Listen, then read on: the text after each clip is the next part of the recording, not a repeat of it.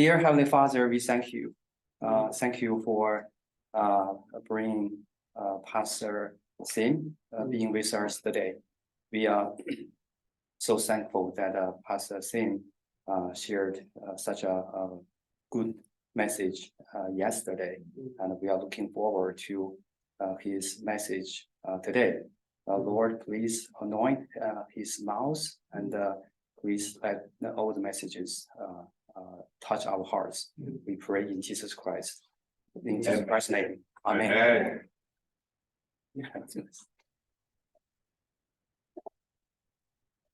Thank you again for having me. Sometimes interpretation is far better than the story. It was different this time around. You know, you get invited to speak and you prepare a message for that audience. And as I was praying for Edmond Church, I felt different this time around. I felt that I should share what I'm experiencing. So yesterday's message was just that. It wasn't something that I prepared before. It was something that I wanted to share because that's what I was going through personally. When I was coming back from Indiana, and I would tie this in. As I was driving back from Indiana, I invited my wife and my younger son to join the trip. So I reserved all the state parks like Mount Rushmore, Yellowstone, places that we haven't gone before. But I had a special arrangement. I wanted to camp. My wife is not a camper. But somehow I convinced her, hey, this is going to be great. You get to smell fresh air and you get to see the nature. And they have flushable toilets. So she said, okay, I'll try. So we stayed at all these places through COA. I don't know if you know the camping sites. They have camping sites. People drive their RVs and such, but we decided to tent. My original intent was to pray for the church in Indiana because they blessed me so much. I was only there for 9 months, but it was such a blessing. All my ministry, all the years that I served God, I never had a sabbatical. So I was just too busy. One sabbatical I had was during the pandemic. So like, where do I go during the pandemic? So I said, I don't need it. But I felt that God blessed me so much. For the 9 months I was there, people invited me. I was doing visitation. We got to know each other. I was exploring Indiana, getting to know the church and people and ministry. But I was there by myself. And every day it was such a treat, such a blessing. So I wanted to really bless that church. So it was, we were driving back, I wanted to spend time praying for that church, that they will get a new pastor that will really work out. And through that journey, I had some questions as well. Like, God, you sent me to Indiana. But then through my wife's health and change of plans, now I'm coming back. And I don't know exactly what you want me to do. So I started asking all these questions. And God gave me some key words. Obey, be faithful, be holy. Of course, we all know these words. As a pastor, I preached on it many, many times. But this time around was different. I had to dig in deeper. I started doing some research, personal study, if you will, doing my devotion and such. Just keep digging into it. Yesterday's passage was one of those passages that I used to really explore how to obey God in unfavorable circumstances, not knowing exactly what God wants me to do. I thought I would need to do second career, whatever that is. Who make a lot of money, whatever it entails, right? I was open to it. But more and more, as my wife helped improve and gotten better, she opened up as well for the future ministry. And I just praise God. God, if this happens, I'll be so grateful. So as I was sharing, I really don't know how the message was put together, except what I was going through, what I was observing. So that's what I shared yesterday. Today, perhaps I could talk about my life a little bit. I was born in Korea, grew up there, taking Taekwondo, you know, all the good stuff. I think God had a provision for me at that time. God somehow convinced my dad to send me to speaking class, which I dread. I didn't want to go there. I was like, why do I need to go here when my friends are playing? But Dad wanted me to go to speaking class. I didn't know that would come in handy in the future, but I learned key things, you know, how to observe this and that. Around when I was 11 and a half or so, my parents decided to come to America for better education, etc. My father was a professional photographer. So we had a photo studio, and I was always just running around, seeing interaction between my dad and the customers, how he would take portraits and, you know, all those things. My grandfather was a Chinese teacher in Korea. He was heavily into feng shui and things like that. And when I go to his library, he only had Chinese books. I'm like, I can't read these, so I would just walk out. But then occasionally, after my grandfather would have a little bit of drink, he would call me, because my father is the oldest son, and I'm the only boy in the family. So there's a family thing, but he would explain, your great-great-great-grandfather is buried over here, but we moved his grave to over here for you guys. So it was that kind of family. My father accepted Christ, but he still respect that culture, the family culture. To make the long story short about my grandfather, he got ill and he was about to go. And my uncle was taking him to hospital. My uncle was a devout Christian at the time, serving the church. And he couldn't share Jesus Christ with my grandfather. But as they were going to hospital, he saw a person with a Bible. He assumed that person was a pastor. So he pulled over and he went out and said, "Are you a pastor?" I said, "Yes. My dad is about to go. Can you share Jesus Christ?" So he did, and my grandfather accepted Jesus Christ as his Lord and Savior. He went to the hospital, and that's when he passed. So it was that kind of experience that we were able to experience as a family. So I grew up in a church. Before I left, my Sunday school teacher, she visited me, and she wanted to confirm my salvation. I accepted Jesus Christ when I was in 5th grade after Sunday school, but she really wanted to make sure I was saved. I remember that visit. She didn't have to, but she came. Said, "Oh, I hear that you're leaving. Your family is moving to America. That's great. Make sure you get your education, and make sure you remember Korea. Help Korea." As a young child, I'm like, okay, I'll do my best.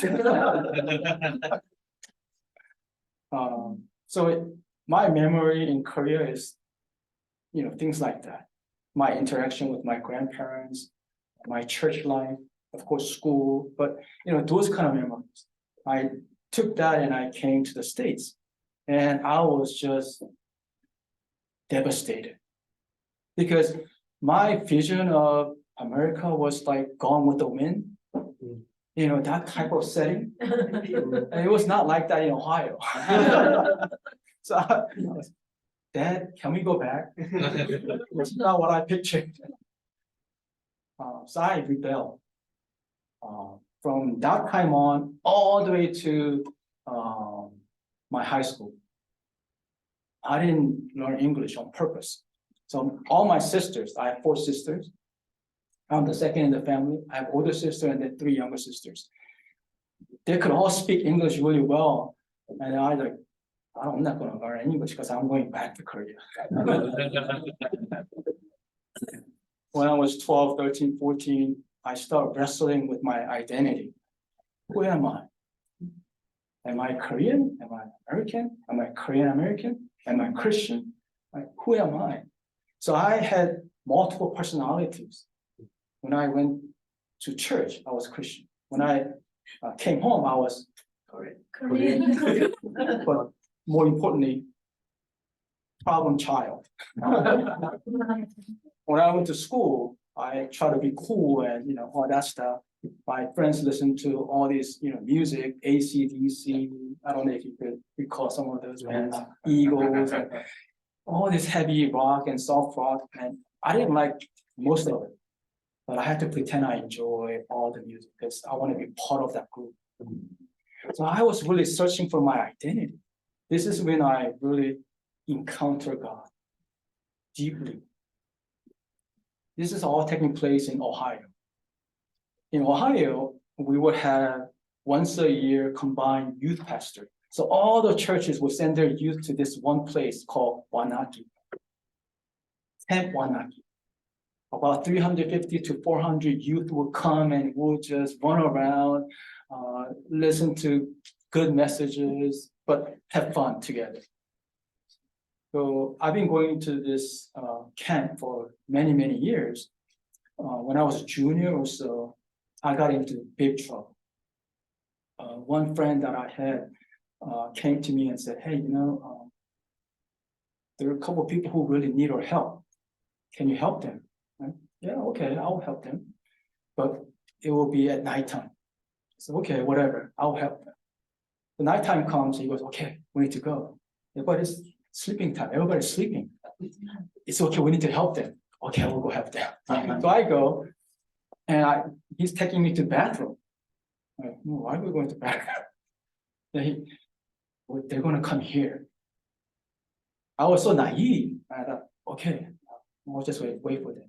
So 2 girls come. They come with drink. There's a soda. Okay, it wasn't my soda. But this soda wasn't soda. It had something else in it. It was like mixed. There's some alcohol content. But they said, here, have some so we could share our problems. I thought, okay, I'll have one. Just so that you could share your problems, so I could help you.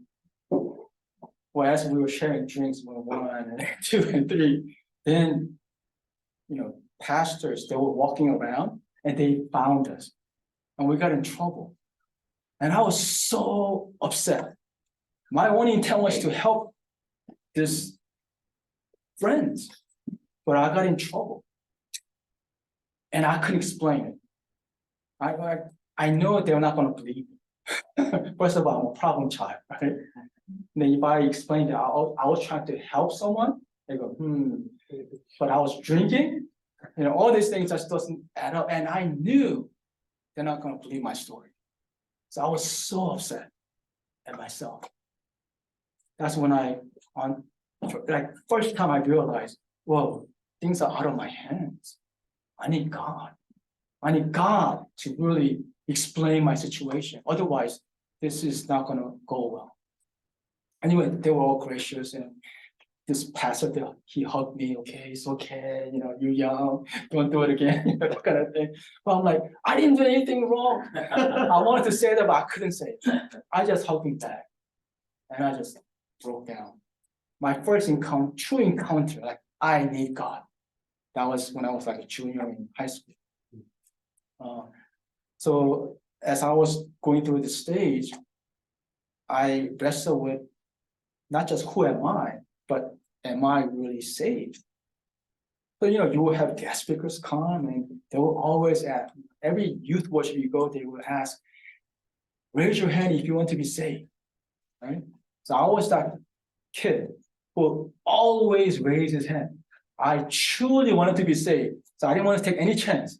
So every chance, like, yes, I want to be saved. Every single time. No, you're saved, but I want to make sure I want to go to heaven. I wrestle with that. So in the meantime, my father, he worked so hard. Both of my parents, they worked hard. They're professional photographer. And they had that job. But then when we came to the States, they had to do something else. So we had a bakery store. They baked donuts. Oh, they were just so good. I didn't mind working there. And then, when we have leftovers, like, the cinnamon roll, the middle part is the best part, right? Well, it's leftovers, so we're gonna throw this away anyway. So I would just grab all the middle parts and then bring it home. I didn't mind working there, but then it went well. So we were able to buy the building and we were able to expand, have a carry-out store and such. So we were doing well financially. So we were being tempered. We helped out a lot, but at the same time we were okay financially. We were doing pretty well. But then my father made a business deal with his friend. I'm going to open up another shop. Since you need some help, why don't you just work there? But then you have to pay the rent and you have to pay a little fee because I'm supporting all these things just for you to get back on your feet. Well, he didn't meet his side of the bargain. So we had to pay for the rent, we had to pay for the supply and all those things. And then we took a little hit here and there. And within 6 months, we lost everything because I guess my dad was running a tight shift. He wanted to expand and expand and expand, and we expanded a little bit too fast, perhaps. So we ended up losing this, building first, and then this again, third. So going through that financial crisis, we were really just crying out to God. Church people came and they offered a lot of help. We would not have survived if it wasn't for our church and church members. At the same time, we came together as a family. Perhaps for the first time, I realized how hard my parents worked. They would go to a store 2, 3 a.m., start baking, and then they would stay there to sell until like lunchtime. And then they'll come home after cleaning up afternoon, and they will repeat this just. And then for a while they had another job, side job. So they had 2 jobs. I don't know when they slept, but they were working so hard to provide. But we didn't know. We were just running around, going to school, wrestling with our own problems. But we never thought about financial issues because my parents always provided.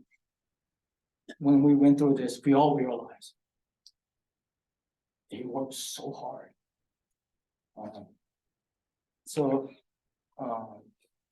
Going through that stage, I made up my mind to help out. So we moved from Ohio to Maryland. So my older sister had gotten married and she lived in Maryland and she has some connections, so we were able to move there. So we got a small townhouse for the entire family and we were trying to survive. So I took some time off. I'm going to help out. I'll work and I will support my parents. I also wanted to be there emotionally for my dad. He tried not to show it, but he was going through issues. Like he would have facial expressions that I have never seen before. I was worried that he needed some help. So I got different jobs. I had a job at Watergate Deli in Washington, D.C. There's a Watergate hotel. Underneath there's a deli owned by Korean, wealthy Korean, and he was going to pay me cash, which is really good. So I could make more money here than anywhere else. So I started working there. For a year and a half or so, I've not seen the sun, basically, because I would go there so early in the morning and I would come home so late at night. It's dark going to work and it was kind of dark coming home. And I didn't have any other free time. I would work and go to church. I really wanted to discover God. I kept asking God, if you're real, you have to show me. Otherwise, life is too short. And look what happened to my parents. They worked so hard, they served church so faithfully, and look what happened to them. And I'm not going to do that.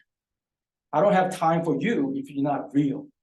So I keep asking these questions, and I just pour out. It was work, church, and family, and nothing else. But God has a different plan, of course.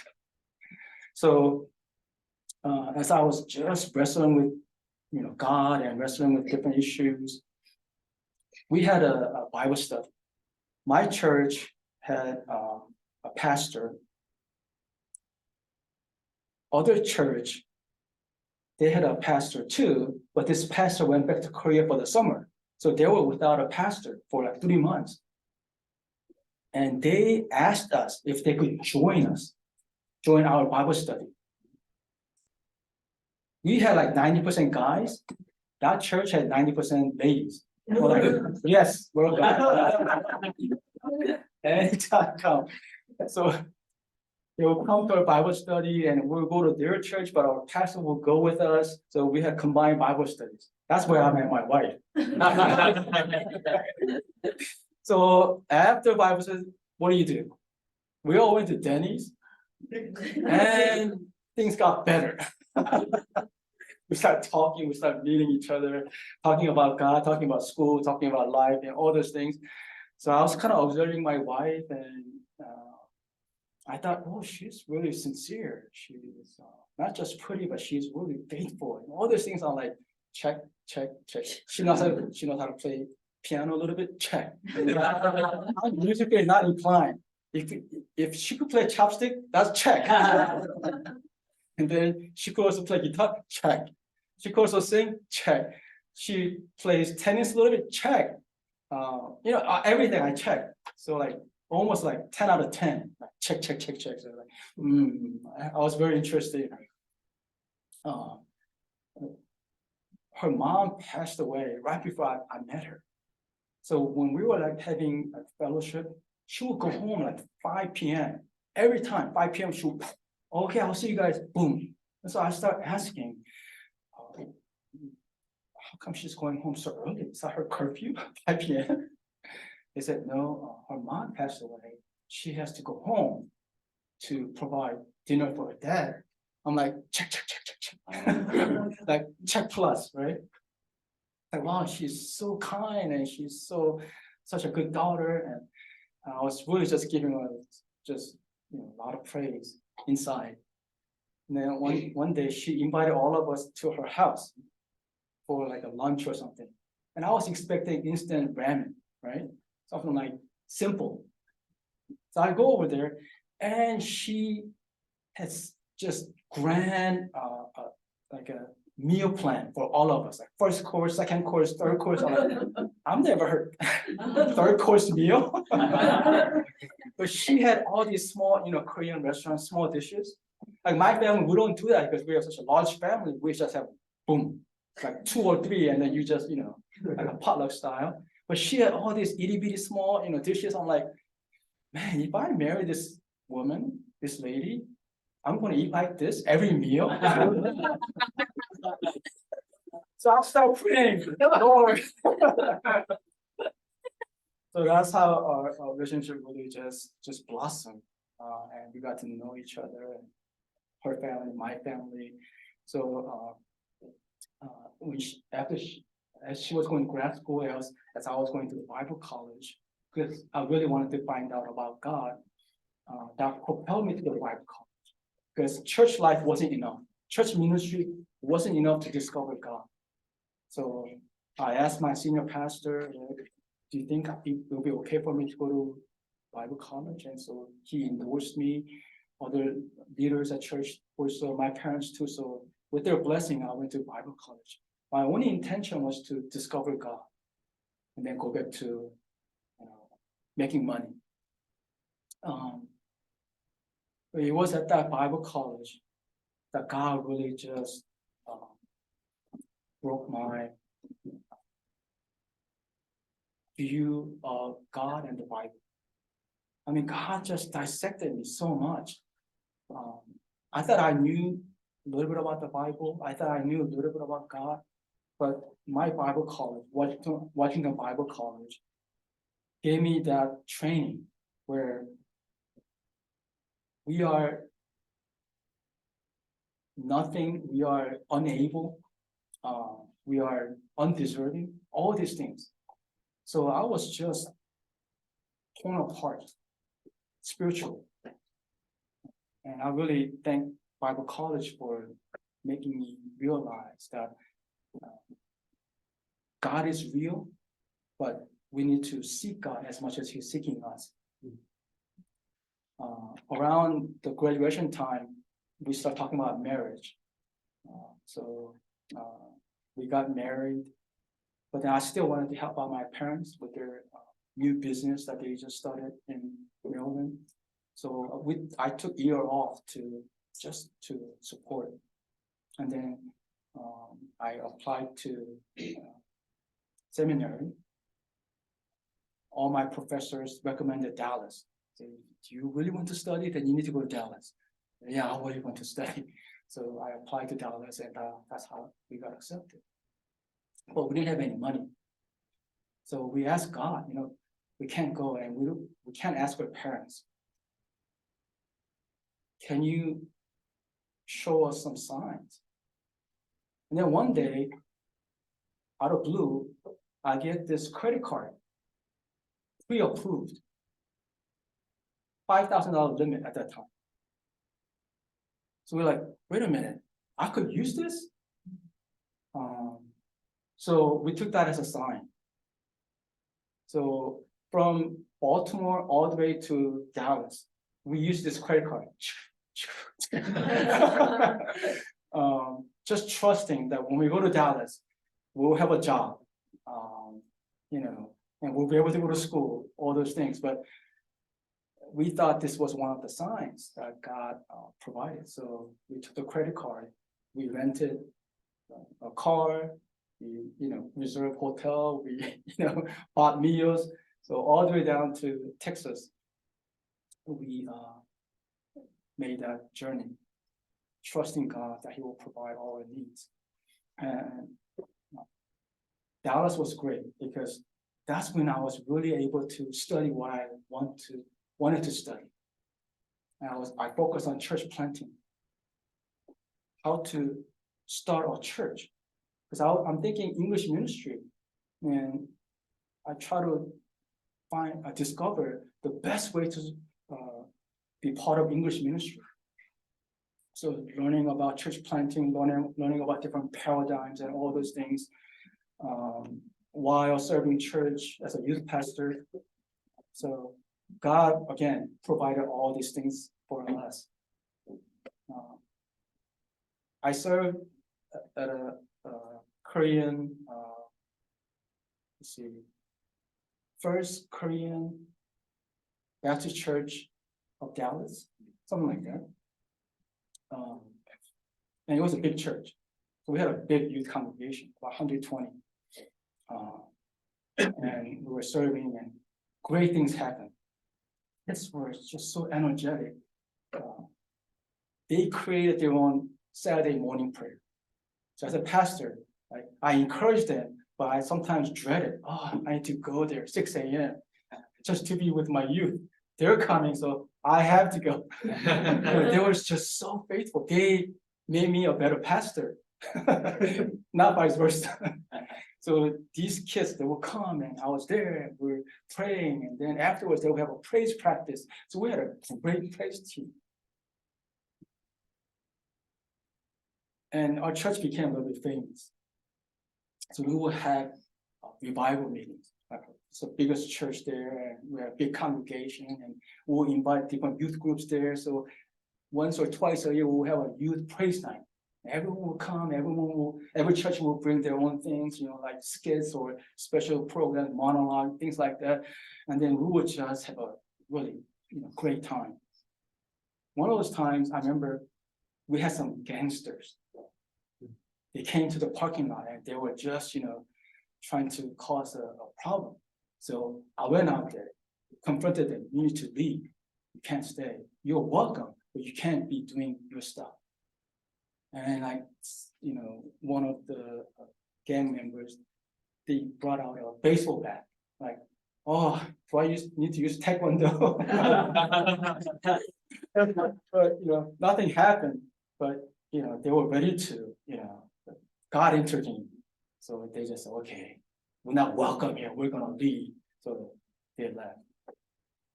News spread, and the news was Pastor Justin got hit by a baseball bat. Then I became famous. So, I had such a great time being a youth pastor. It was a blast. I remember all my sermons, I would start, last night, I had a dream. That was my introduction. So I would just tell my story. And, like sixth graders, little kids, they will come after worship. Did you really have that dream? No, silly, that's just story. But that's how I would start. So like, I had such a great memory. Like Thanksgiving Day, sometimes kids, their parents are traveling. I will invite them to my apartment. I will have, some stuff, not turkey, but maybe chicken, things like that. So just many, many, many great memories. All the while, God started to really train me how to become a pastor. That's when I realized, oh, God is real. And in fact, He wants me to be a pastor. I had a final exam coming up and I had to do some additional studies, but then someone would call me, so there's something going on. My heart was already with that group of people. Okay, I don't have to get A+, I don't have to get A. It's okay, but I need to be with my students. So that's how God would call me to His ministry. I just went to Bible college. I just went to seminary to learn about God. So I could become self-sufficient student of the Bible. That was good enough, and I was going to go back to making a whole lot of money. God had other plan. He called me to ministry in that fashion. So around my third year or so, a lot of things happened. My father had a heart attack. He had quadruple bypass heart surgery. At that time, it was not as sophisticated as now. So they had to really cut my dad open to have that surgery. And through God's grace, he survived and all that. But of course, he was never the same afterwards. So I was really, just wrestling with that. I'm the only boy. I should be taking care of my parents, but they said, no, you're going to be a pastor. You stay there. Don't come, it's okay. But it really pained me not to be with my parents. So I was just struggling. I couldn't concentrate. That was when this Methodist church in Dallas, it's another big church. They have three big churches, one Baptist, one Methodist, one Presbyterian. This church called and said, hey, we're looking for English pastor. Can you come? I said, oh, I'm not done with school, but thanks for the offer. But the senior pastor said, no, we really want you to come. We tried so many different ways and so many different pastors, but it never worked. So they had like 500 to 600 adults alone. But somehow our English ministry doesn't work. So we want you to come. So I asked my senior pastor, there's a full-time position that's available, maybe I could transition there. So okay, if you feel this is God's calling, then you should go. I prayed and we had more discussions. And this senior pastor said, as we were sharing, I talked about church planting and different paradigms that I wrote paper on. He said, why don't you do that here? He said, well, pastor, this is side-by-side church paradigm. There's two independent churches under one roof. So English congregation will not be a department, but it will be a church. We will be intertwined in our ministry, but there are two separate independent churches in one roof. No one has done this. Not that I know of. He said, it sounds good, you try it. So I thought, man, what a great opportunity. So I took that in and I said, okay, then I'll come. So first 3 months, all I did was just pray. And I took the names down, previous members. And I started calling them one by one. We met at a coffee shop, we met at different places, had lunch together, and I shared the vision of this paradigm, side-by-side church paradigm. We could start this. We'll start as a, prayer meeting and Bible study, but once we have, according to my theory, you need to have about 50 or so to really have worshipful experience, atmosphere. So once we get to that side, we'll start, our worship. So I explain all this vision. In the meantime, the denomination start calling me. Hey, we heard about this paradigm. Can you come to our committee and explain this? So I would go to Methodist denomination to this committee, and I was, show my PowerPoint.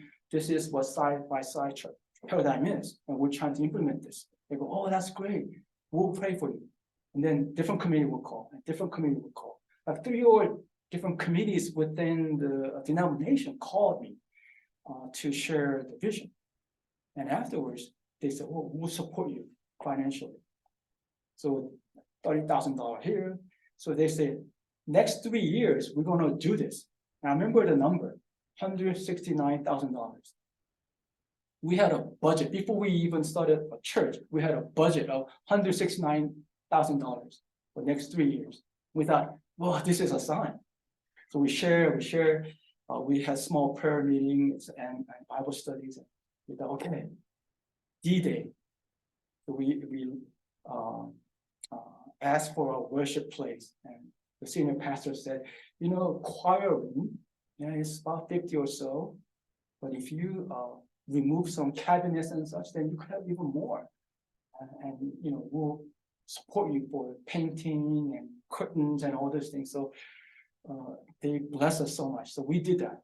Co-workers will come, we'll paint. I remember the day before our first Sunday worship, we were painting. And I went home. So it was like midnight. I remember, I missed the spot. It was behind the cabinet. Who cares? No one will see that. But I felt it has to be perfect. I went back to church, removed the cabinet, and painted it. Then I came home, I crashed. Next day, we were at church. And I told the praise team leader, start on time. Don't wait. We're going to start on time. Even if just 2 of us, on time. So he was, really? Nobody's here. It's okay, just start. So he started singing, and I started singing. And then I hear more voice. After 2 songs or so, I hear more voice. And I made a just commitment. I'm not going to look back to see how many people are here, because it doesn't matter. It's irrelevant. This is God's ministry, and it doesn't matter. I'm not going to look back. But I hear more voice, singing. So I knew I was not by myself.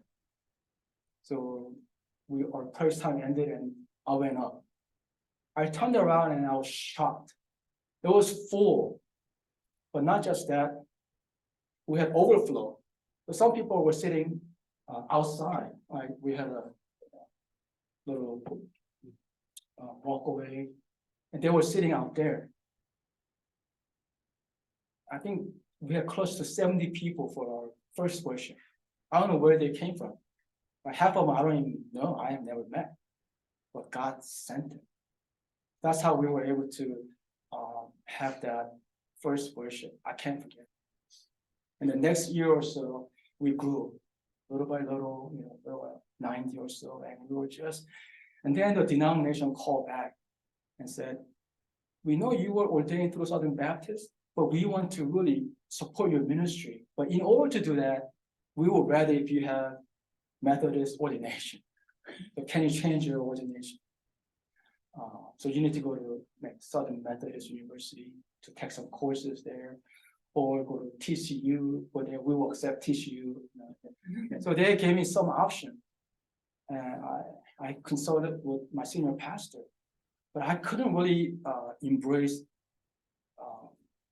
Methodist theology, because one of my best friends was at Southern Methodist University, and we would have debates about the Bible, how to interpret the Bible, and like, man, you're unbiblical. If that's what they're teaching you there, yeah, I'm not going there. So at that time, maybe I was too young. I couldn't see myself going to Southern Methodist denomination. So I felt, okay, then I need to move on. Do I go back to school? You know, just get different church position. So as I was just praying about that, a call came because one of the church members, old pastor, started his ministry in Northern California, and he heard about me that I'm leaving soon. So he called me and said, "Why don't you come visit my church?"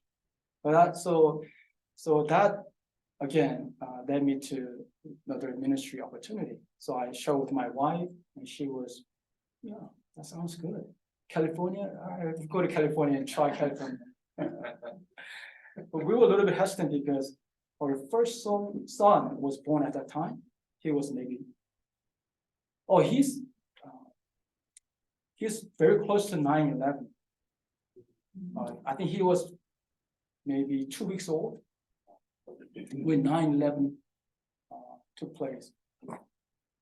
So, you know, going through that, I didn't want to leave my son and my wife behind. Because she was teacher for Dallas School District. She studied special ed. She was a special ed teacher. But she signed this contract where she had to stay throughout the school year, or else she would have to pay penalty. Meaning, if I get this church position, I would go first, and then they will join me later. That kind of situation. So I was a little hesitant, but she said, "Go." Maybe she didn't want to, you know, see me. So she wanted to have some freedom, maybe. She said, "Go, so can you go?" Really? Yeah, just go. So January 1st, I started my new position at Korean church in the Northern California area. It was a growing church.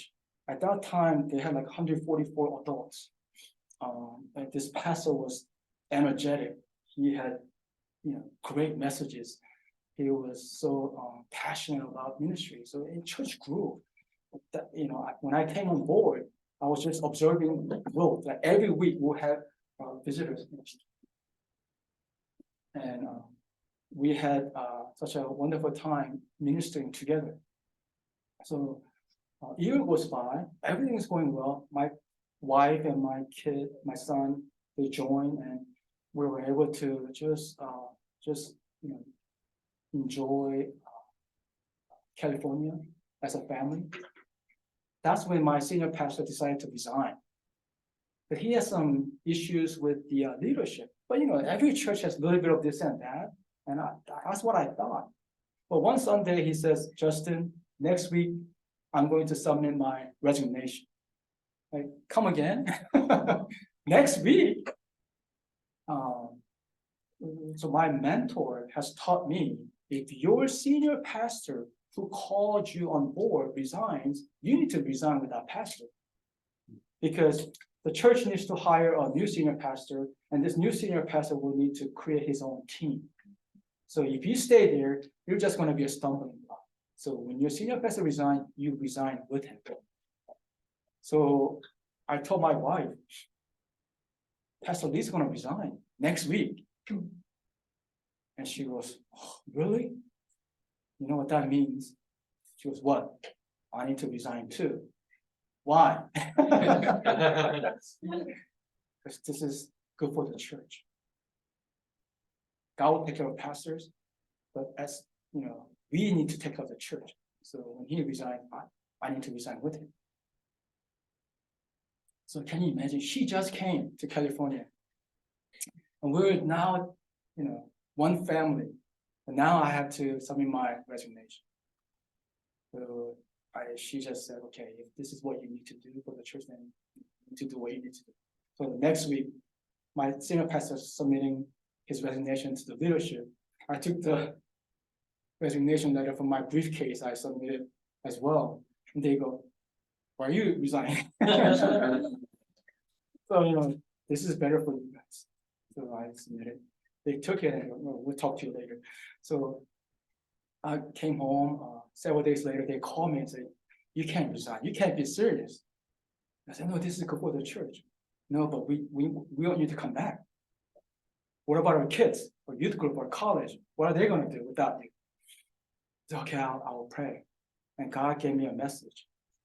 And that is, do whatever the church wants you to do. If they need a janitor to clean bathrooms, you do that. That was the message I got. And of course, my wife was really on board with that. Yeah, just go back. So with that, I went back 2 weeks later. So I kind of had a 2-week vacation. So I went back, started serving. In the meantime, the church is looking for a senior pastor. 6 months goes by, we have visitors, coming and doing preaching and all those things, but no green light. Like 9 months goes by, no green light.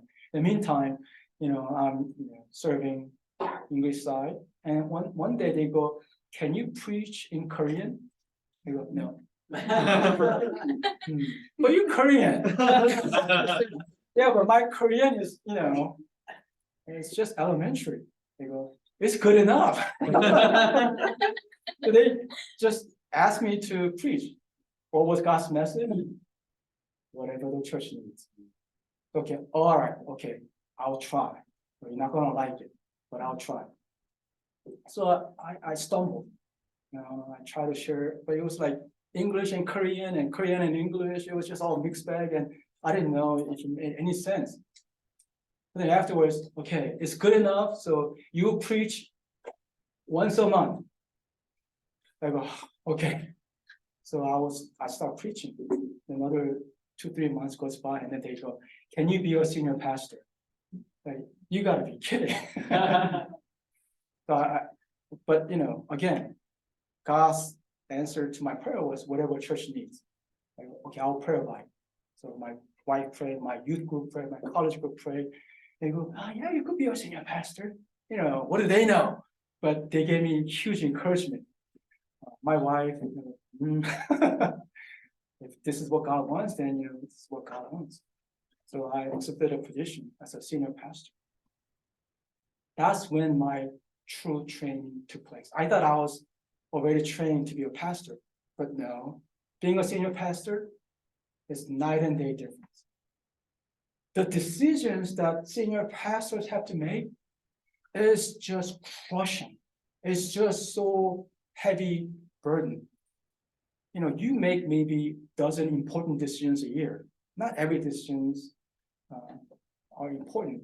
Leadership will take care of it, and you're part of it. But then, what time, what kind of lunch, or what, I don't have to be part of that.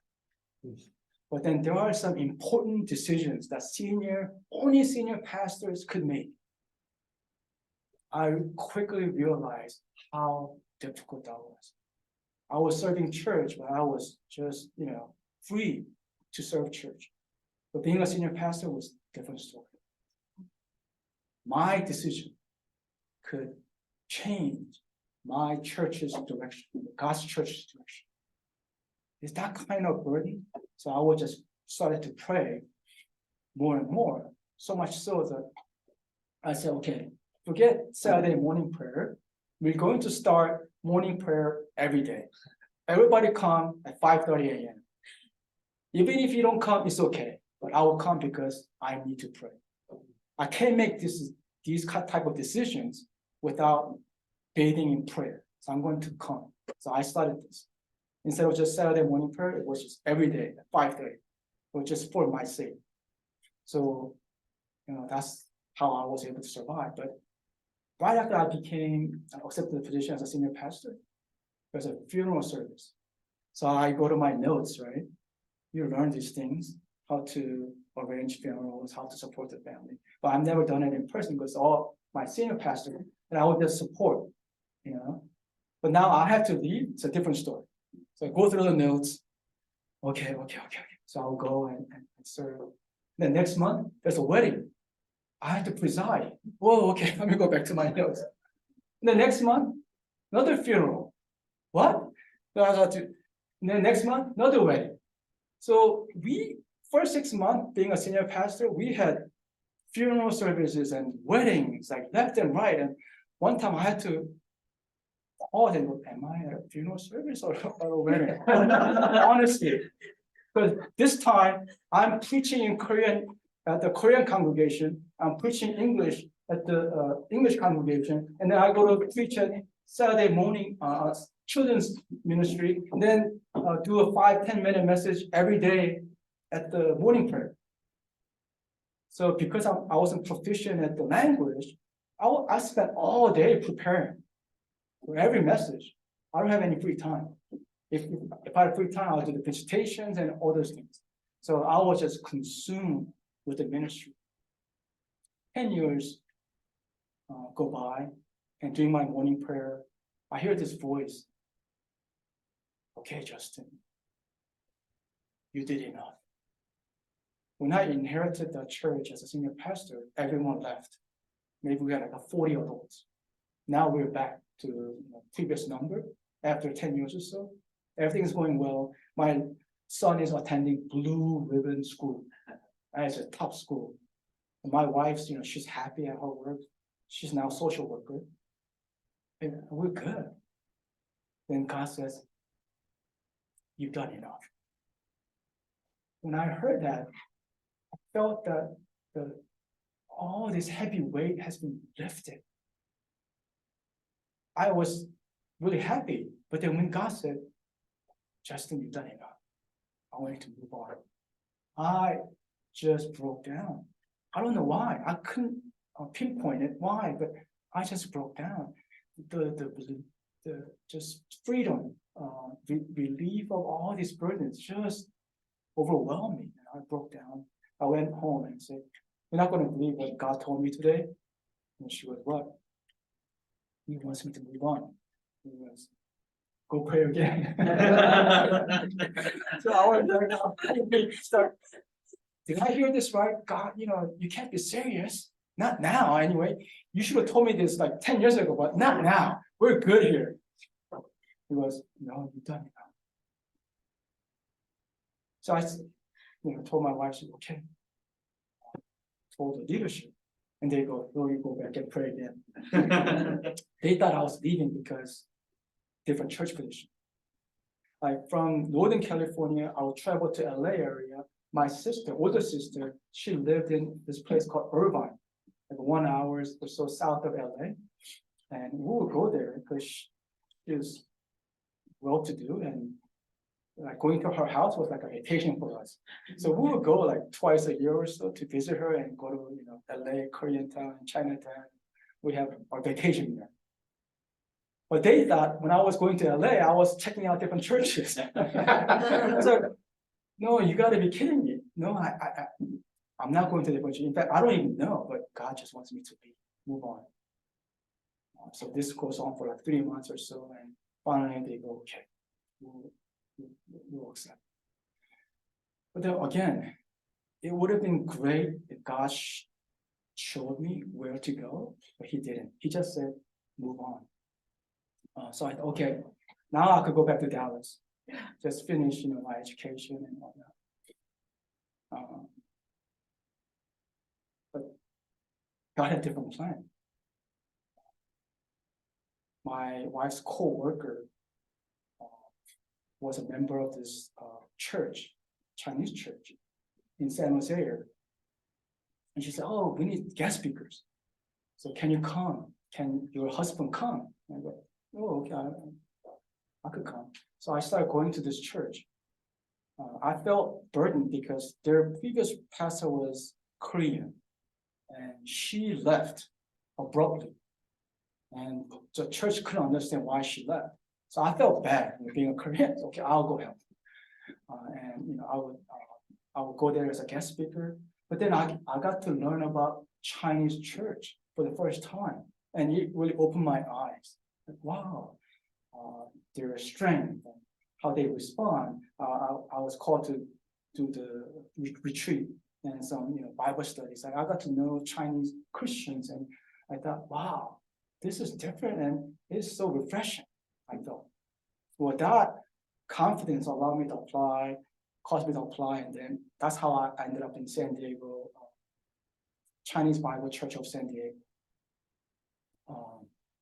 And again, my wife she's so accommodating. We met in Baltimore area, but when I went to Dallas, she said, okay, I'll go with you. I said, let's go to California. She said, okay, I'll go. I'll go to San Diego. She said, okay, I'll go. She's been working as a social worker for like a dozen years or so, like 10 years. So she had some seniority. Her boss was great, and she had like 45 vacation days that she was able to accrue. But then when we came down to San Diego, she had to take a pay cut, like 30 or 40% pay cut. Not only that, even though the same nonprofit organization, she has to start from scratch, meaning no 45 vacation days. But she was so accommodating. She was like, okay, we'll go. Anyway, to make the long story short, my son was yay high, older one, when we went down to San Diego, but now he's up here, 6'2.5". My younger one was like knee high, but now he is like over here too. So San Diego has been good to us, our family. The church has been such a blessing. It was a large church, and we have seen 15 full-time pastors there, and we enjoyed our ministry. The church provided our needs graciously, and we were really happy. But there was some issue with the church structure as we were expanding. We bought 9 acres of land 10 years ago in a very upper middle class neighborhood. Homes over there start from 1.2 to 1.4, and there are townhouses, not like single home. It's wealthy neighborhood, and our church was able to buy the land, 9 acres, for like $3 million. 10 years later, it doubled, more than doubled, just land value alone. The plan was to build church building. So like 6 campuses spread, 3 would come to this, new church building. So that was the plan, and we were dealing with some legal issues, but church rallied behind, and the court passed. That became one of the top 10 news in San Diego, because we were going to court after court after court, getting this zoning approval, and finally they approved. And we were just praising God for that. Not only that, our main campus didn't have enough parking space. So people would park on the streets, and they would park far away and then walk maybe 10 minutes or so. So we were struggling to find parking spaces. And then the next building right next to us, there was an insurance company building, like Allstate. They wanted to sell their building. And the real estate agent knows our church. They asked us, it's not on the market yet, but would you be interested? So we said yes. It was like $7 million. So before it came on the market, we were able to buy it. Then we invested another $1 million there to renovate, and then the sound system and all those things. So the English congregation will be moving to that new building, but it's building right next to us. This new building had 150 parking spaces. So our parking issue solved. English congregation, new building. So it was just a wonderful transition. The planning that we did was, okay, we're going to combine some campus English ministries, like college ministries. They're going to come and join the main campus. So that was the plan. We were pushing for that. We were preparing for that. But then like a month before, I started seeing some movements, and then the senior pastor and some leadership came and they shared that we decided to go to a different route. So this is how we're going to do it. And the way that transpired, I don't mean to badmouth anybody, but I'm just speaking from my personal observation. I felt that the church started to incorporate some politics. And we all play that. I'm part of it. But there's some limitations. So when the leadership came and said, Justin, can you do this as a friend? I thought, wait, something's not right with this request. If they had said, Justin, this is what we believe God is letting us, telling us to do, then I would have humbly obeyed. Because, it's okay. I'm not the final decision maker of the church, and I will honor that. Even though I disagree, I will honor that. But then when they said, Justin, can you do this as a friend? And it sounded so nice. After I came home, I thought, that doesn't sound right. I pray about it, and it just didn't sound right. We are trying to do our ministry according to God's will properly. And I just thought, if we start doing this, can you do this as a friend? We're not gonna be on the right path. That was just then I started seeing more of that. And I had to make a very difficult decision. This time, I didn't consult with my wife. Kind of like Abraham. Because I knew my wife would say, no, you just stay. Just go with it. Every church, little issue. And I just knew my wife, she would say, just stay. Just go with it. Who cares? But I just didn't feel right. I don't mean I'm holy. I don't mean I'm perfect. I don't mean I do all the things correctly. But at least I try to do that. That's why I'm in the ministry. Otherwise, I will go buy a liquor store and try to make some money. So this time I didn't consult with my wife. In fact, she didn't know. But I prayed. Finally, I said, if I stay,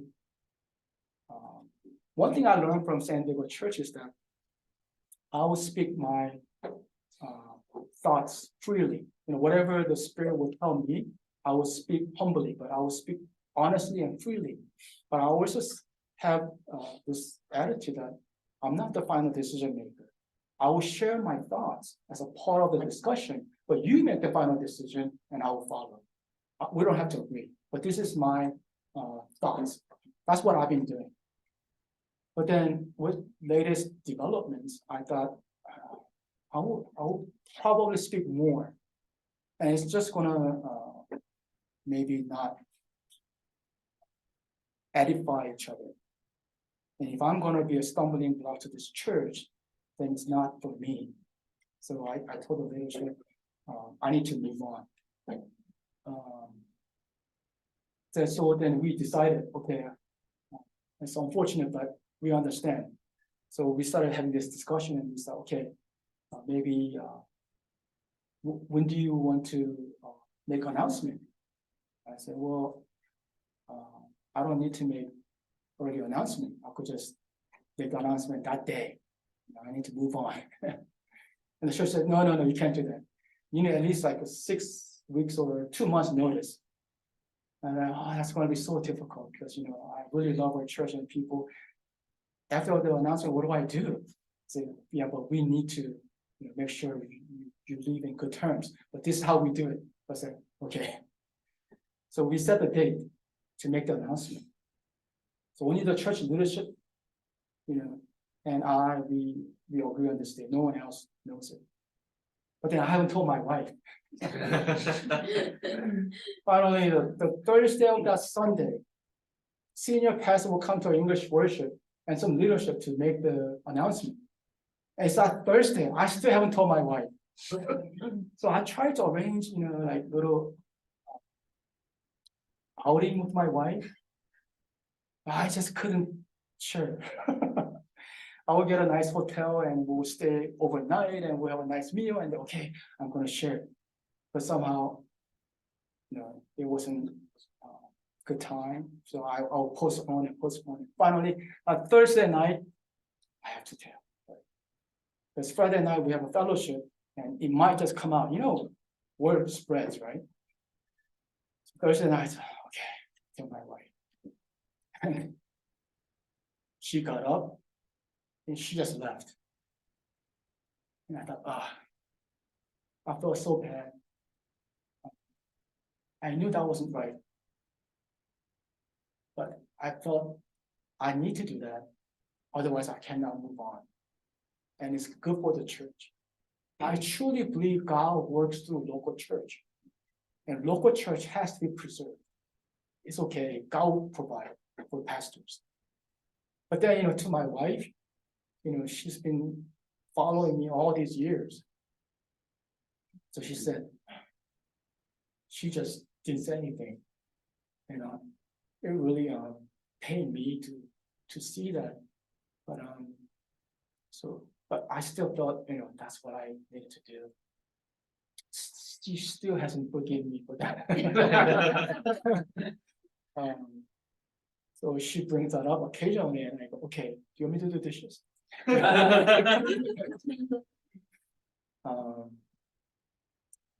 Anyway, then that's what I did. And people were shocked that I was moving on, and I felt bad for the people too. But it's something that I need to do for the church, I thought. But again, where do I go afterwards? That's been my pattern. God doesn't show me where to go, but God shows me you need to move on. He only provides afterwards. So after my last day at my church, I go, okay, what do I do now? And of course, there is coldness from my wife.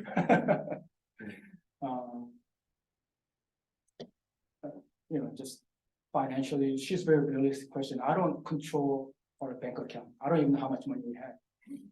She takes care of everything. But she's the one who says, we need this much, this much, this much. I don't know. I just spend. But she said, well, we have this much time before we're gonna go minus. So we were adamant about pastors.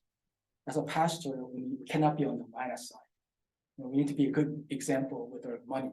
So we were not minus, not plus too much, but we were not minus. But she said, after this period, we're going to be on the minus side. So you need to do what you need to do. I go, okay. Do I need to apply to Costco? Seriously, In-N-Out, they pay you pretty well. California, the minimum wage is like $20 an hour. That's not bad. Then I thought, okay, let me just apply to different churches. They start calling me. But Chinese churches, the process is very slow. Yeah.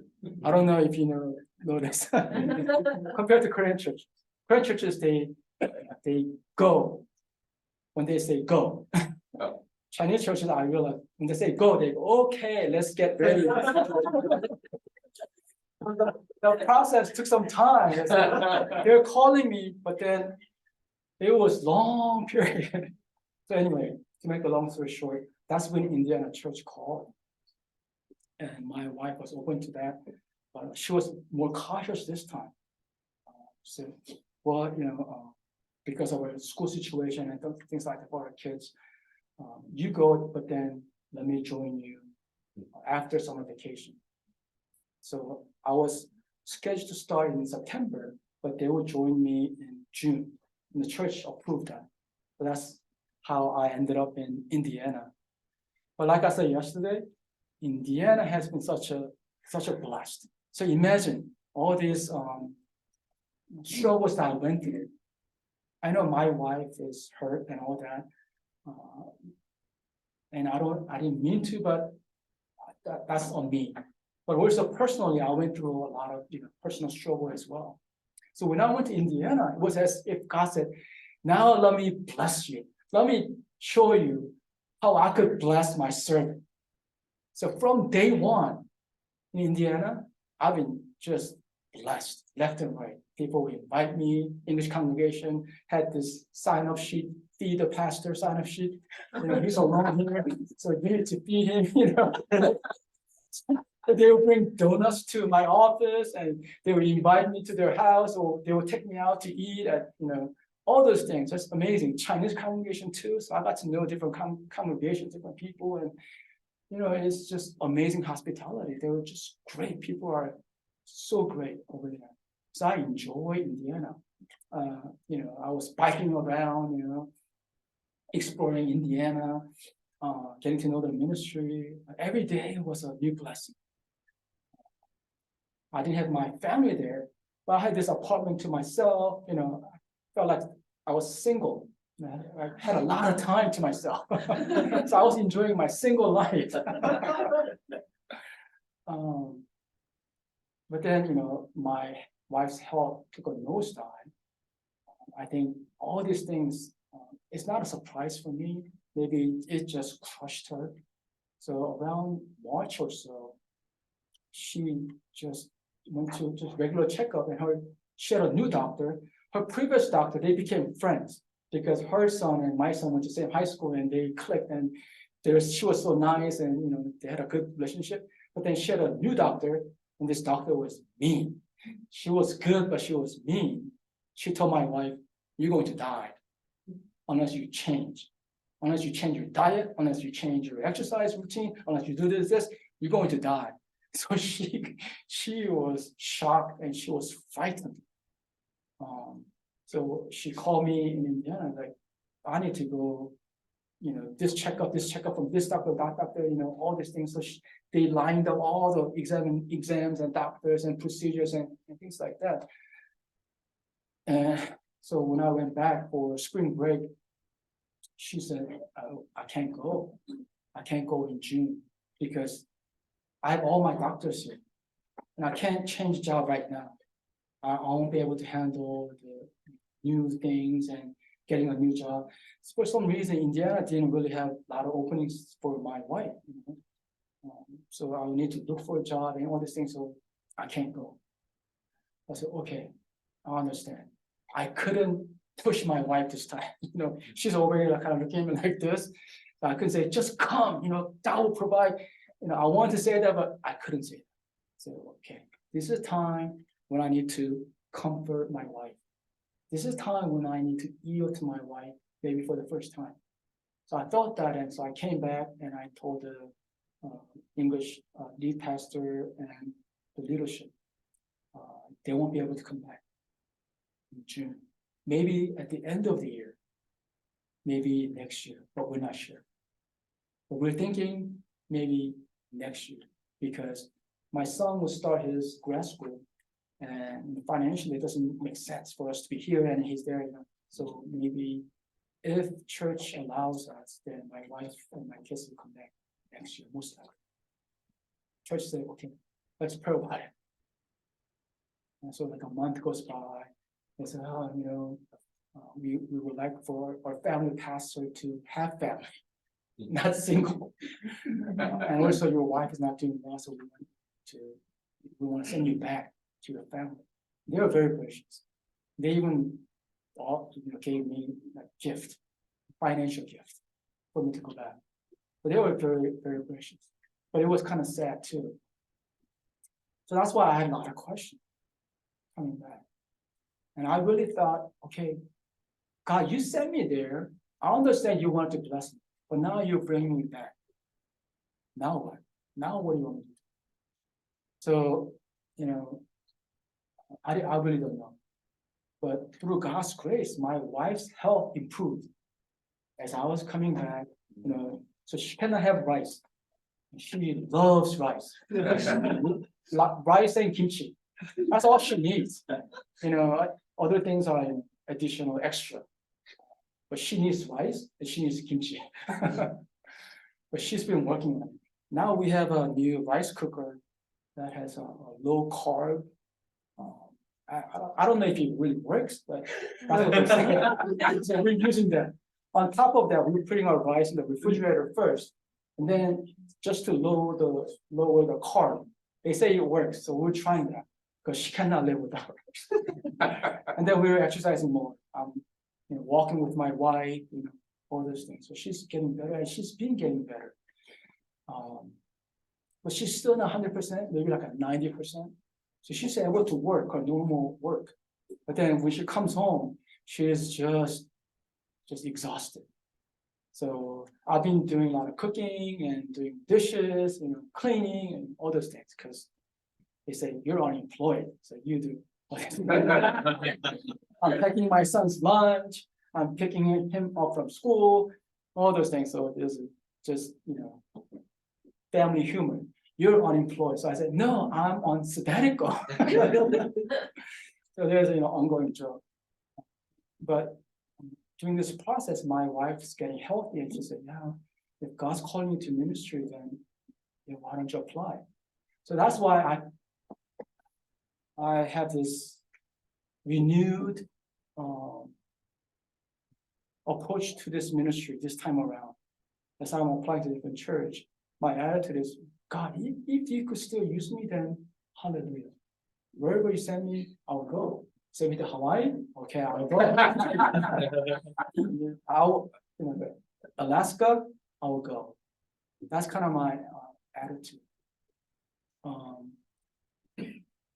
I think what I have realized lately is that I have just so much to grow. Things that I thought I knew, there are so many different layers. So I had this ministry philosophy, but I am recreating this ministry philosophy. Of course, wherever I go, I need to work within the church parameter, but I'm creating my new ministry philosophy. So I will share this and I will take some questions afterwards. My family is a golfing family. Whenever we have a family reunion, all the guys go to play golf. All the ladies either go shopping or they make dumplings at home. So if you don't know how to play golf, and if you're a man, guess what? You're taking the ladies to shopping or you're making dumplings. So we were like, I want to play golf. My nephew is struggling professional golfer. He's not on the PGA Tour, he's one below. They call this Korn Ferry Tour.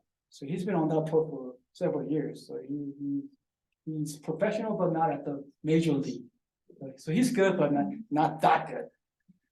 So this is like a make or break year for him, because he needs to re-qualify and then see how he does. And then if he doesn't go to PGA Tour, I think he'll just go back to school or get a normal job. But that's how I got to see professional golfers. How do they play? Like, we were just happy to make contact with the ball. We don't tell where it goes. First, you need to make a contact. That's my level.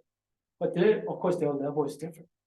And through my nephew, I learned a few things. So every tournament, they give professional players, golfers, a pin sheet. So they have 18 greens, and every green, they give them pin position. This is where the pin is located. So you cannot see the pin from your starting point, which is tee box. But you know where the tee is located through that information. So they play their golf backwards. So amateurs like me, we just need to make a contact, and we go forward and hit another one, and then we'll find the green. Professionals play backwards. They see the pin location and they decide, I need to land the ball on this side. So I will have a better angle to make the second shot. You see how it makes sense? And I thought that has to be ministry philosophy as well. What do we all want to hear when we go to heaven? Job well done, my good and faithful servant. No one will dispute that. We all want to hear that. And if there's a crown, Bible says it does, we're going to receive that crown. And we want to receive that crown. If that's our objective, that is our pin sheet. Because everybody wants to hear that. And we want to give our Lord and Savior a big hug. If that is the case, then what do we need to do now? Where do we need to be 5 years from now, 10 years from now? So when we go to heaven, we'll hear this phrase. So I prayed and prayed, and it's not rocket science, as they say. It's in the Bible. What is the best chance for us to hear that phrase? What do we need to do now so that we will know for sure when we go to heaven, we hear that phrase? What do we need to do as a church? There could be some, ways to do this, but I know for sure one way is to share the gospel. We need to share Jesus Christ. Amazing thing about this is the result is irrelevant. Because this is God's ministry. We're just participating. We need to do our job, and that is to go and share. The result is up to God. He's responsible. So I thought, this is easy. If we are able to share Jesus Christ, we have no fear of the result. Our job is to share. If we are faithful in this, I am certain we're going to hear the phrase, "Jah will done, my good and faithful servant." Based on the Bible that I know, we're going to hear that. So as a church, this is what we need to do. So my ministry philosophy, as I've been developing this, everything we do has to focus on shining Jesus Christ, sharing Jesus Christ. We worship, yes, worship is for Christians, of course, but then our worship has to be accommodating to non-believers as well. Our Bible study, yes, it's for brothers and sisters in Christ, but then it also has to be accommodating to non-believers as well. Or small group meetings, fellowships. Yes, it's for us, but then it also has to gear towards some non-believers as well. We need to leave little space. Everything we do, it has to be purposeful, and it has to be in our forefront. Everything we do, it has to lead to that. Otherwise, we're just wasting time. Well, I'm sorry, that's too strong. But my heart says that everything we do has to focus on expanding God's kingdom. But if we do it right, we're going to expand God's kingdom and his church at the same time. Why? Because God will use that church. Jerusalem church, how did they grow? God sent people to them. They were being faithful, yes. They were loving each other. They were sharing the message, and they were blessing each other. They were praying all those great things. But at the end of the day, God sent people because they were doing something beautiful in his eyes. So if we keep doing this, God will see us and go, I want to send people to your church, which is my church. So that's the type of church that I'm looking for. It's okay. Some churches are just too big, and they're doing great things. But some churches, just because they're great, they're caught up in other things rather than expanding, sharing, because they're just too busy. Their church is too big. I don't mean all the big churches are bad, but some churches are like that. Even some small churches. They're like, oh, we're too small to do anything. We can't go mission trips, because our budget is limited and we don't have resources, so we can't go. That is not correct. You don't have to go overseas. You can walk down the street. My point is, we just have to be willing. And I'm looking for that church for the next 10 years, 15 years, if the Lord would have me, that's what I want to be part of. A church that's willing to listen to God and willing to share. I don't want to spend, I don't want to waste my last 10, 15 years. I want to be part of that kind of church. I want to equip the young generation to face the world, to become self-sustaining Christians, so that they will have this deep desire to fellowship with God and share Jesus Christ everywhere. I don't care if they go to Harvard or Stanford or local schools. They're going there as missionaries. When they get married, they're going to create biblical marriage, biblical family. They're going to raise their children that way. And that's what we need to do. As a church, we need to keep doing what God called us to do. It doesn't matter the result. And that's the beauty of God's ministry. So I am looking for that kind of church. I'm hoping that I could be part of the team where I will be held accountable as a pastor. I need to live that life as well. So because I have so much room to grow, I'm looking for that kind of church to work together, to serve together. All right, I may have skipped over a lot of things, but if you have any questions, then I'll be glad to answer some. Question. How did you know about our church? Oh, good question. So as I explained, I only applied to Chinese churches, 4 churches. And I said, okay, God, if you want me to, continue to serve, then it has to be one of these 4 churches. So I don't exactly remember, but I think there's some websites, like, Church Jaffa, and there's website, and there's some Korean church websites, but they also post Chinese church positions too. So I dug into those, and also some seminaries. You go into seminary websites, they post things. So I think it might be through Fuller, but I can't be sure. I also did some research, other random research, so it could be one of those. I am not certain how exactly, but one of those. I think, yeah, one of those websites. I like the idea of that word, the God example that you share. And how would you use, to participate in sharing the gospel? Well, have you, what do you like accommodate how the church, and then you listen to Holy Spirit? You have so-called a plan or something like that? Right. We have to understand our youth are a little bit different because they're still growing. My main focus is allow our youth to be free, to make mistakes as well. I want them to be teenagers. Some teenagers, they mature so early because of different circumstances. And my heart breaks when I'm observing that. I want them to be youth, be free, make some mistakes, say some silly things, but within boundaries. So as a church, we need to create that boundary and safety. Even in sharing the gospel, we can't expect our youth to go to school and start waving the Bible. Because in California especially, that's not permitted. However, we want them to stand on their faith when they're asked.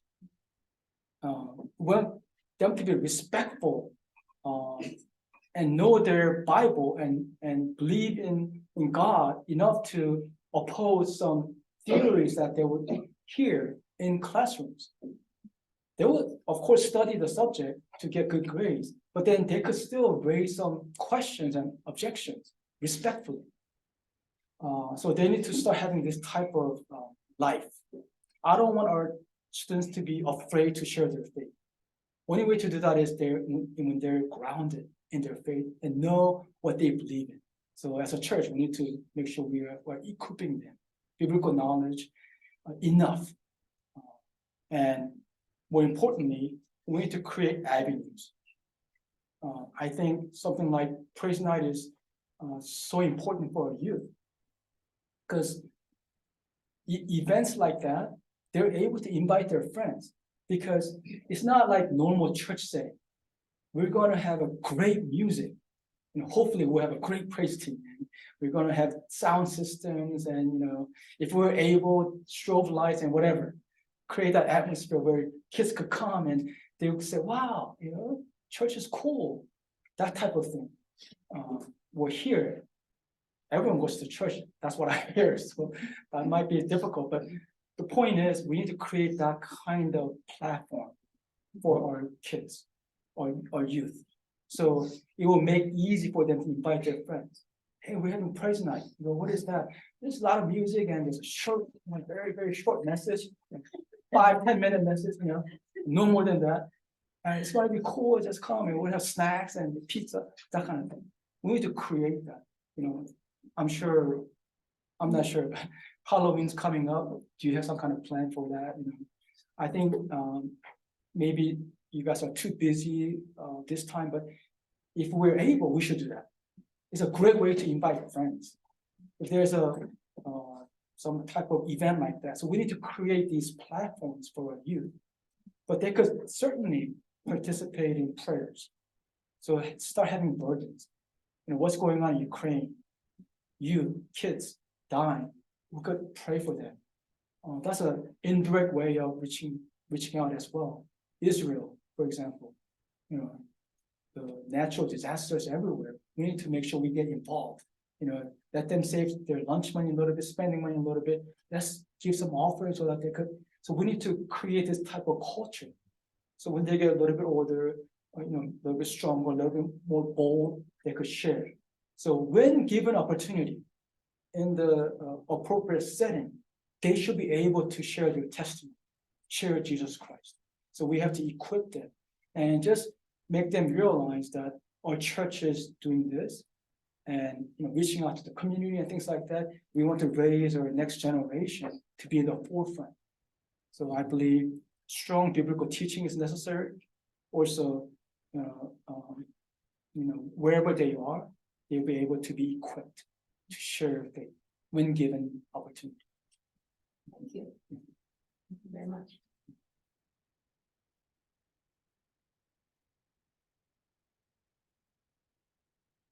If you were to start the English ministry from zero, how do you want to start it? I will get a praise team first. I will start ministry as in prayer ministry. I will emphasize prayer ministry. And I know it's morning prayer is not Chinese culture, Chinese church culture, but your church has a prayer meeting. Let's strengthen that. Maybe we could even add.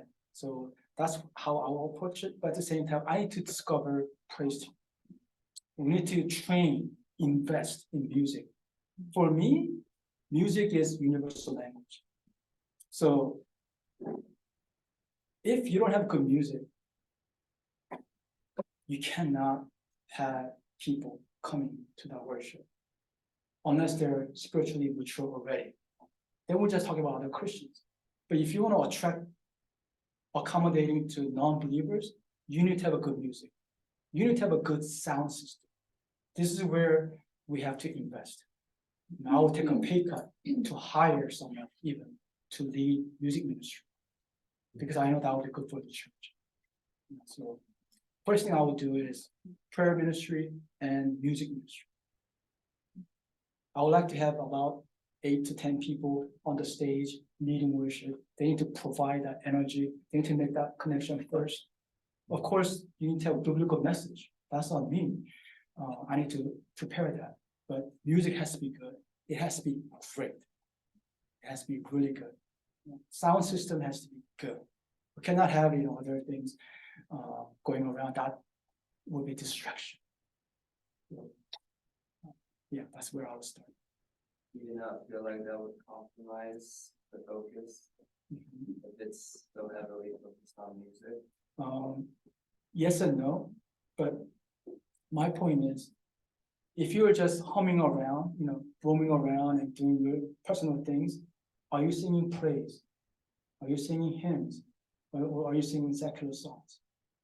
A lot of young people, they know songs, they know music, they have their favorite music, and I would dare to say they were humming their favorite songs. I want that favorite song to be praised. So we need to first break that wall. Reach out to them through Christian music. When I was in college, my group, we were very faithful about our spiritual life. And one of the brothers said, yeah, I just feel like we're going through emotions, we come to church, we come to our Bible fellowship, we do this and that, but then it's just all going through emotion. So we had a great idea. So let's try something. So all of us, we listen to, like radio, Christian messages and songs, right? So we said, okay, for next month, let's cut Christian music and see what happens. So we tried that because, we were just going through motions. It doesn't mean anything. We're just listening. You get up in the morning, just like brushing your teeth. You just, listen to Christian music, and it doesn't mean anything. So let's try that. We tried. And everyone said the same thing. Man, my spiritual life, it was so hard. We felt it was just routine. It turns out it was much more. I think music has such a profound way to reach and connect with young people, especially. My church growing up, we sang hymns. When the praise songs came out, I was one of those what kind of song is this? We need to sing hymns. We have great hymns, 500, 700 of them. Why do we need to sing secular song? I was one of those opposing. But little did I know at that time, some songs are really thoughtful, theological. I know there are some songs out there that's just theologically incorrect. I understand. But some songs with updated music, they have good words, lyrics as well. And I think we need to explore those things more and more. And we need to make sure we don't compromise, of course. We don't want to, I know all the mega churches you will visit, what do they have? Professional musicians. And the stage and the sound system. Over $1 million sound system alone. Never mind the lights and stuff like that. And then, smoke coming out. I know we make fun of them. I do too. Sometimes they're just too extreme. But if you're able, and if you have a strong biblical stand, why not do that if you're able to reach out to young people and non-Christians? That's why I believe every stage of church size, you're able to do different things. If you have over 1,000 members, I would recommend running a daycare. I know it might be hard to get the approval from the city and stuff like that, but I will run the daycare. And eventually I would like to start a school. Start from primaries, and then maybe up to 5th grade or something like that. Because I want to really emphasize the biblical principles to the next generation. And then they could go to public school and, whatnot, But you could only do that if you're a certain size, over 1,000, maybe 2,000, close to 2,000. You get the budget and things like that. And facility, why not? I think we should do that because we're already losing our battles anyway. But if we could somehow train young people with some biblical principles, maybe we have a fighting chance. But let's say, you're just 300, 350. Then you could do different things. Then that's when you could go overseas mission trips because of your budget, things like that. You're able to do these things, create some small events here and there. So you have to know your church size as well. But if all things are equal, definitely I think music has to be there. It has to be strong. I understand your caution, and we need to certainly watch out for that. But because of that possibility, we shouldn't hesitate pushing this music industry, in my opinion. So is the ratio, if you give it an hour, 45 or 50 minutes of music, and then you said 5 to 10 minutes of the message? Oh no. That would be special events. Although youth will like that very much. Sunday.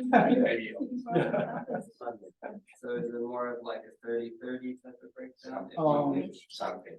For example. Sunday worship. Yeah, Sunday worship. What percentage? Depends on the age group. If I'm preaching to youth, predominantly youth, I will make sure I don't go over 25 minutes with my message. It doesn't mean the rest of the time will be praise either. I'll just need to incorporate different things. And depends on our youth, for example, if they're willing to, let's say, one of the things I would like to also promote is devotion, personal devotion, family devotion. So maybe youth could take turns to come up and share their experience that week. That could be 5 minutes and things like that. So that'll be 30 minutes. So generally speaking, maybe 4 songs or like that at the beginning. Then we'll maybe have a announcement time and some if devotion, if that could be incorporated, I would like to incorporate that, and then about 20-25 minute message. Then at the end, maybe 2 more songs or something like that. That's how I like to end. I will probably make that worship 1 hour. No more than 1 hour if youth are predominantly in that worship. If we have some adults as well, maybe 1 hour and 15, but otherwise it will be just 1 hour. But it will be, I will cut out other things. Announcement will be short. I don't have to make a long announcement, they could read, right? I'll pitch out some important ones, but then it will be just prayer time, message, music. I am big on worship because more I study the original church in Jerusalem and early stages of Christian history, I believe worship was the main factor of their growth. So, they put John in Patmos. They knew John was one of the leaders of the church, so they isolated him. They got rid of Peter. And they thought, okay, they're just gonna disperse because you take out leaders and they're gonna be gone. They already got rid of James and other apostles, right? But then they survived. They were being persecuted left and right. They lost their jobs and they were excommunicated because of their faith. And they thought they would just disappear. But no, they grew, catacombs and all those things. But I believe it was at the end of the day, worship. So when they came to worship, they were strengthened. So I would like to approach worship in that sense. How do we strengthen one another and encounter God? I want to approach worship as an experiential. Like when you go to art museum, for example, I love going to art museum. I don't know much about art, but I appreciate good art. Modern, it doesn't matter. Modern, I don't understand so much, but I love good art. So every city I go to, Chicago, I'm there. I know like it's a 3rd floor, 4th floor, Monet's at that corner. I go there and I see them. Washington, D.C., great museums all over. I know this Thomas, I want to Cole. He has painting in this one cross section, 4 paintings from early child stage, where he's coming out of this dark cave to the later in his life, where he's all white hair and grandpa, and he's looking up to heaven, and he's on a little boat. It's all crashed and worn down, but he's looking at heaven, and angels are coming down to accept him. Things like that. I know where that is located. Well, I want our worship to be like that. When youth come and when parents come and adults come to worship at English worship, I want them to remember something. It could be music, it could be message, it could be other things, atmosphere, whatever. I want them to have that experience and take it with them throughout the week. So I want to approach worship that way. So everything has to be, it sounds like consumerism, we're pitching this, but it's not. My ministry philosophy before has been, don't try to be great, but do it right. Because I have seen cutting corners just to have a good result. They do this and that, and I felt that's not proper. So don't try to do a great job, but try to do it right. I think we need to approach it that way. Worship has to be right. If we cannot win at worship, then we're gonna lose. Worship has to be just great. Everyone would have to say, wow, it was good, great worship. All right, let's go. It has to be like that. We have to make it like that. And music is a big part of that. Does your whole family do any praise and worship yourself? Well, not really involved at this time, but like I said, when I was dating my wife, she was part of praise team. She was part of the like, quartet, and they would go to gospel competitions and things like that. So she used to do all these things, but she's more, in the back now, ushering and welcoming people. My older son, he used to sing really well, but he's just too cool to sing, I guess. And my younger one, he still plays guitar. He doesn't have the opportunity yet, but I'm praying for my younger one to be more involved. But he's been playing guitar for many, many years, taking lessons. Hopefully he'll be able to be part of it going forward. Somehow, when God was dispensing the musical gifts, he skipped my family. So we had a nice piano at home, and all we did was chopstick. We tried to take lessons, and no one was gifted. But I know how to play triangle. That's pretty much my limitation.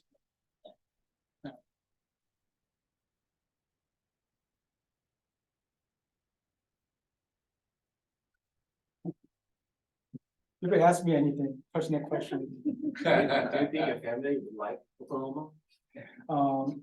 They told me, hey, Dad, we would rather stay here.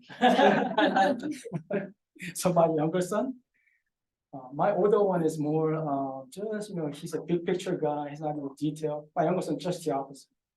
So my older one, hey, Dad, have a good trip. He goes into the room, right? My younger one, he comes to me, he lies on the bed and he goes, Dad, when they say developing city, don't believe them. It just means they're not developed yet. These are his last words. But my younger one, especially, he loves his school. He loves his church. He doesn't make many friends, but he has close-knit friends. And right now he's involved in different programs at school, and he really loves his school. He's not the one who could easily adjust to new environment. So he will need a lot of prayer. And I will need to really watch out for him.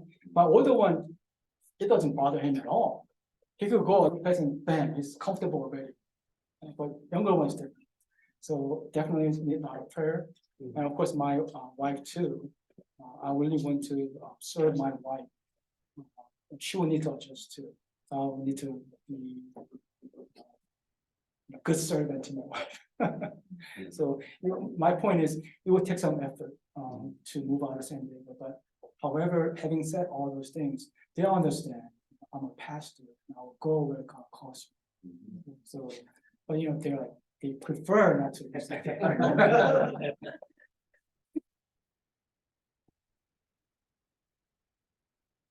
How many churches are you still applying right now? Only 4. I've said, if this works out, then holiday. If not, then I'll take that as a sign. Did they invite you to go? Everybody doesn't know, I think. One church is in California. I know the pastor. And so I said, okay, we'll get back to you. But as a church, they have not. 3 other churches, we had our meetings already. But your church is the first one to invite. You guys move pretty fast compared to other Chinese churches.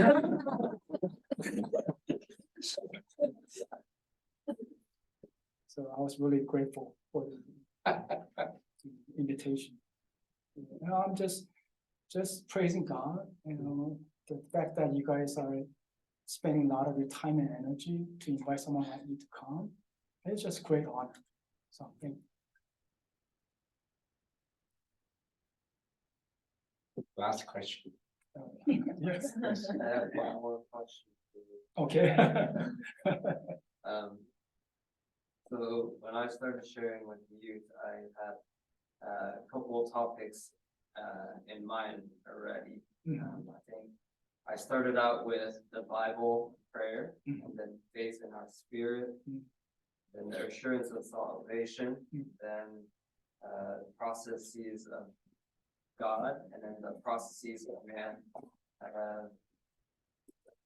I guess what would, if you have a lineup of Mhm. 5 topics, without really knowing the youth, Mhm. what would you feel like you would start off with? I will start with the big picture first. In fact, that's kind of what I prepare for tomorrow morning. Um, we really have to look at the big picture first and then narrow down, in my opinion. We need to understand how Bible is put together, how it's structured, and the flow of the Bible from Genesis to Revelation. We need to have some idea. And when the Bible says we're going up to Jerusalem, I don't know if you guys caught that. I'm sure you have, but you're coming down from Galilee to Jerusalem. But people will always say we're going up to Jerusalem. Like, oh, why are they saying that? If you caught that, fantastic. If you haven't, then I need to, let them know. But before I go into that, we need to look at the big picture first. So that's how I will approach it. Like survey of the Bible first, survey of the New Testament, survey of the Old Testament. But then we'll go in, and then topics will come up naturally, like the war going on right now. Maybe this is time to do some topical studies. When there is some other political issues that's really just captivating, maybe I need to deal with that, so they will be equipped biblically. Otherwise, I think you're doing a really great thing. And my hope as a whole is before they go off to college, that they will have some encounter with every book of the Bible. At least some highlights of 66 books of the Bible. And I'm hoping that before they go off to college, they will learn to have personal devotions. It's not complicated. I know you guys are doing it already, I'm sure. But reading a paragraph or so and drawing some applications and living that life. Unfortunately, that's where we usually stop. We read and then we pick out some applications. Oh, let's try this. But I'd like to go a step further. Let's come together and share your experience, not your observation, because you guys are already good at that, because you're smart and you know how to observe things and read into things. You guys excel off the chart. But we don't do the same thing with living out and experiencing God that way. I'm more interested in how you apply. Tell me your story.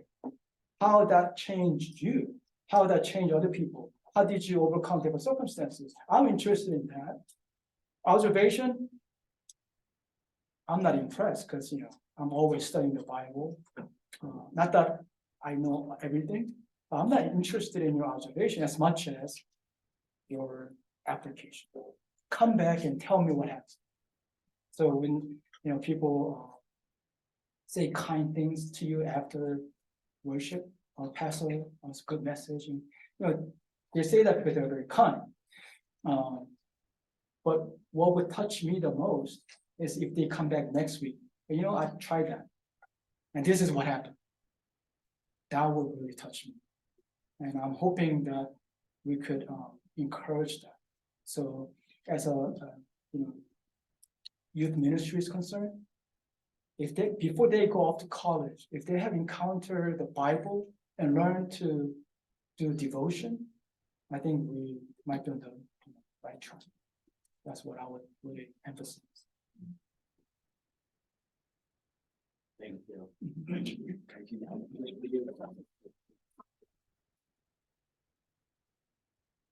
All right, thank you, Pastor Singh, and thank you everyone coming this morning. Remember, we still have Sunday school tomorrow 9:30 on time. Okay. Yeah, this morning we wait 10 minutes because normally we don't have a Saturday meeting.